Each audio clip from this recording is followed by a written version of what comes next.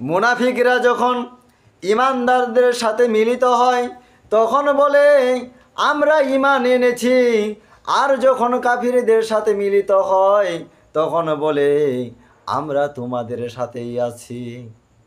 আমার ভাইয়েরা, আল কোরআনুল কারিমের 2 নম্বর সূরার নাম সূরাতুল বাকারা।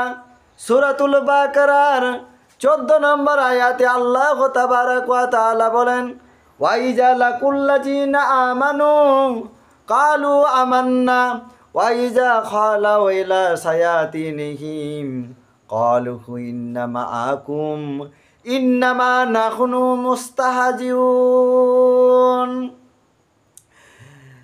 মুনাফিকরা যখন মুমিনদের সাথে মিলিত হয় তখন বলে আমরা বিশ্বাস স্থাপন করেছি, আর যখন তারা গোপনে তার শয়তান দলপতিদের সাথে মিলিত হয় তখন বলে আমরা তো তোমাদের সাথেই আছি। এই মুনাফিকরা শুধু তাদের কথাকে ঢাল হিসাবে ব্যবহার করে। মুনাফিকরা মুসলিমদের নিকটে এসে নিজেদের ঈমান, বন্ধুত্ব, মঙ্গল কামনার কথা প্রকাশ করে তাদেরকে ধোঁকায় ফেলতে চায়, যাতে তাদের জান ও মালের নিরাপত্তা এসে যায়।